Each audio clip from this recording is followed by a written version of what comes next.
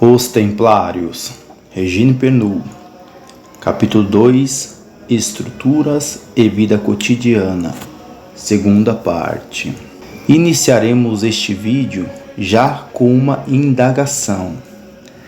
Afinal, quem entrava na ordem e como se entrava nela?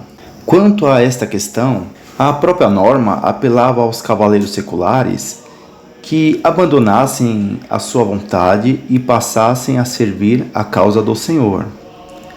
Por conseguinte, qualquer cavaleiro podia juntar-se à cavalaria do templo. Muitos cruzados ao longo da história, inclusive, foram recrutados. Uma vez que, tão logo, eles cumpriam seus votos, isto é, o de reconquistar Jerusalém e os lugares santos, em vez de retornarem à pátria, eles preferiam dedicar-se à proteção da Terra Santa. E, via de regra, para adentrar a ordem, a norma era-lhe lida, para que este cavaleiro aceitasse de bom grado segui-la, obedecê-la e assim sucessivamente. Daí este fazia o pedido de tornar-se um freire, ou seja, um cavaleiro templário. E destaquemos que crianças não eram, em hipótese alguma, admitidas na ordem. De acordo com a norma latina, um noviciado, pedindo para na ordem ser aceito, passava por um prazo de preparação e exercícios. Aqui eu abrirei parênteses para falar um pouco sobre as duas primeiras normas templárias. A primeira destas normas, a norma latina primitiva, fora redigida por São Bernardo de Claraval. A posteriori, uma outra norma modificou a primeira. Trata-se da norma francesa de 1140. Esta fora escrita por Etienne de Chartres. Existiam algumas contradições entre ambas, mais precisamente no que diz respeito à questão dos excomungados. A norma latina primitiva, por exemplo, dizia para os freires tomarem cuidado com os excomungados. Já a norma francesa de 1140 dizia, pelo contrário, que se podiam recrutar excomungados. Havia, inclusive, diversas acusações contra os templários de eles acolherem excomungados em suas fileiras. Fica aqui uma pergunta. Este recrutamento de excomungados buscava uma eficiência ou tratava-se, pelo contrário, de insubordinação por parte dos freires? Oferecer ao pecador possibilidades de fazer penitência ou desprezo pela autoridade dos bispos e papa, os únicos com o poder de ligar e desligar? Questão difícil de ser solucionada. Mas este tema leva-nos até o ano de 1175. Nesta data, o Papa Alexandre III censurou tanto templários quanto hospitalários da Inglaterra por darem sepulturas eclesiásticas aos excomungados.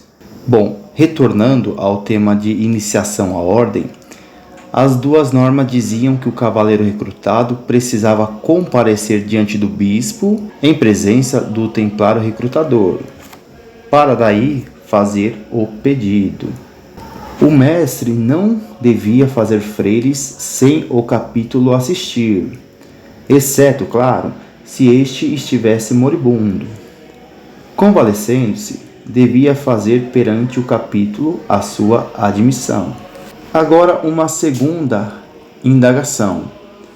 Como funcionava a cerimônia de ingresso à ordem?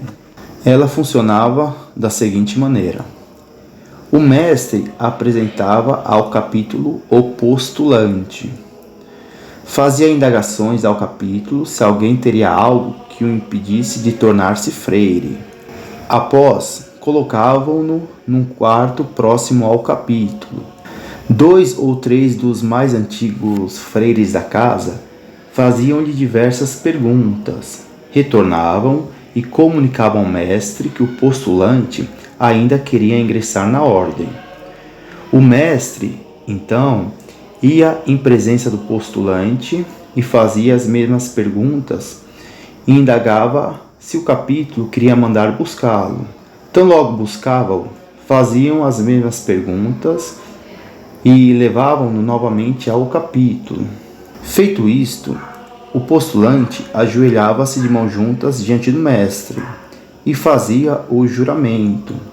Esta cerimônia findava-se com o discurso do mestre, falando ao novo freire, ao novo cavaleiro templário, sobre as suas obrigações, as responsabilidades e assim por diante.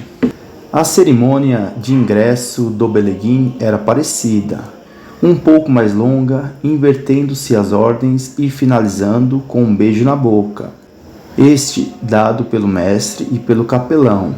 Depois lia-se um resumo da norma. Nas assembleias, feitas geralmente nas grandes salas da casa ou na capela, os freires deviam apresentar-se revestidos do manto. Após a missa, os freires que cometiam algum erro adiantavam-se, ajoelhavam-se e confessavam suas faltas. Feito isto, retiravam-se para os demais freires discutirem sua penitência. Aqui um adendo: não se revelava qual dos freires sugerira tal punição ou como se dera o debate. Isso era secreto. Além das confissões espontâneas na Assembleia, havia as acusações. Por exemplo, um freire exortava o outro a confessar o seu erro. Se este se recusasse, aquele pedia licença ao mestre, levantava-se, chamava o irmão culpado pelo nome e expunha a acusação. Se o acusado negasse, o acusador tinha que provar, sob pena de estar mentindo. As penitências iam desde jejuar na sexta-feira à expulsão da ordem. Os excluídos do templo deveriam entrar em outra ordem, geralmente a ordem dos cistercienses. E para finalizarmos o vídeo de hoje, quais seriam os delitos mais graves cometidos e punidos pelos freires? Entre eles, havia a simonia, isto é, compra e venda de cargo na ordem, assassínio, conspiração, deserções em plena batalha, furtos, revelações dos segredos da ordem e sodomia. E uma última informação: o mestre era escolhido por eleição. Muito obrigado e até o próximo vídeo.